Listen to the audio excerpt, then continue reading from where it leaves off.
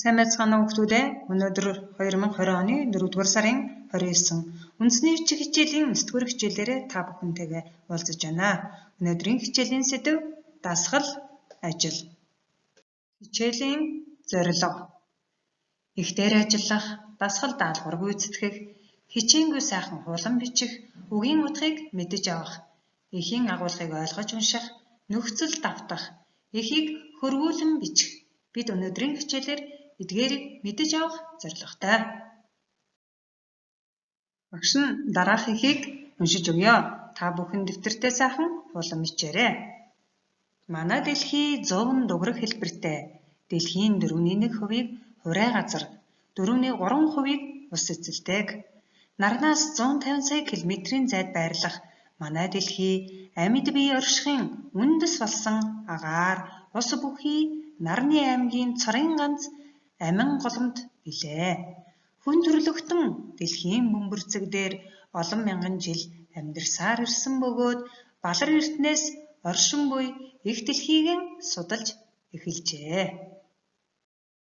Дараах ус гэсэн сэдвтэй эхийг багш нь уншиж өгье. Та бүхэн дэвтэртээ сайхан хичээнгүй хуулан бичээд нэрийн ба үеийн ялгалын нөхцөлтөө үгсийг ялган бичээрэй. Эхийн гарчиг нь ус. Хорвоогийн бүх амьтан үе сургамал, хорхоо шавж хүртэл агаар, салхи, нар устайгаан цохилдож нэг нь байхгүй бол нөгөө нь амьдрах аргагүйгээр нэгдсэн байдаг. Гэтэл бид үүнийг мэдэхгүйгээр мод бутаан устгаж ирээдүйд уух усаа ширгээж байна. Нэг ширхэг модны үндэс 40 мянган литр ус агуулдаг ажээ.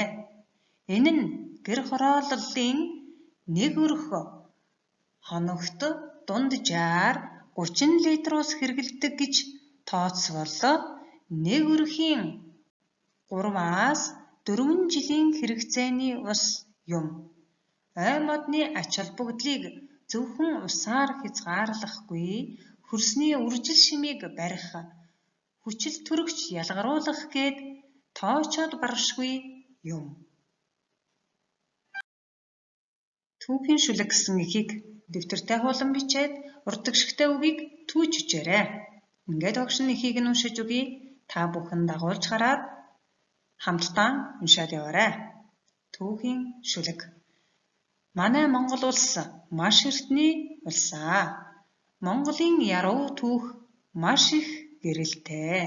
Гэгэн наран мандсаар хангай гавийг гийгүүлсээр хэдэн мянган жилээс бид энд оршсоор мянган голыг гаталсан морин туурайн гавья, 8 зүгт мандсан эцэг өвгдийн гавья, нармай төрийг байгуулсан дэлхий дахинд гавья, манай өнгөрүүлсэн түүх хүн төрлөختөнд гавья. Монгол хэмээх нэгэн нэр ертөнцийн жихнээ дурсгалтай, Монголын төлөө хэмээх сэтгэл манай зүрхэнд холбоотой. Өсгөөс сурсан үндэсний хэл, мартаж болшгүй соёл, үхтэл орших төрлөх нутаг, салж болшгүй орон. Ингээд багш нь өмнөх ихтер гарсан нармай гэдэг үгийн утгын тайлбарыг нь оруулж өглөө. За 1-р утга нь нармай гэдэг нь хөвчин их, хамаг бүгд гэсэн утгатай. Нармай улс гэвэл нэг угсааны бүх улс нэгдсэн хүчирхэг их улсыг нармай гэж хэлдэг байна.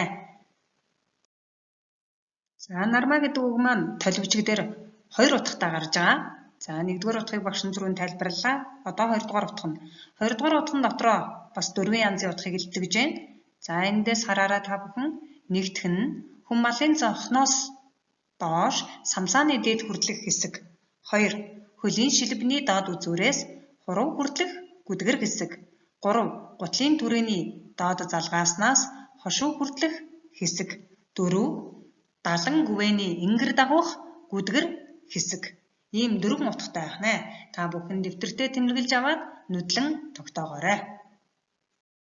Дараагийн дасгал ус амьтай гэсэн сэдвийг багш нь өгч байна. Энэ ихээс нэрийн болон үеийн холбоо үгсийг ялган бичээрэй хүүхдүүдээ. Ус амьтай. Багш нэхийг нь уншиж өгье. Та бүхэн дагуулад хараад яваарай. 1969 оны 9-р сард 350 орчим хүн Японы хамгийн том нуурд Бивад цугларчээ. Бива нуурын ус тунгалаг байхад л Япон даяар цэвэр ариун байна гэсэн эртний Япон үг байдаг. Нуурын дэргэд дэлхийн энх амгалангийн төлөө залбирсан хүмүүсийн эрчим хүчний нөлөөгөөр нуурын өмхий замаг тэр жил байхгүй болсон тухай сонин хэвлэлд бичих болжээ. Ус амьтай. Ингээд дасгал даалгавруудаа гүйцэтгэж дууссаны дараа гэрийн даалгаварт өөрийгөө сориорой. Багш нь гэрийн даалгаварт 7 дасгал орууллаа. Энэ 7 дасгалыг дэвтэртээ бичиж ажиллаад өөрийгөө хэрхэн ямар хийснээ сориорой.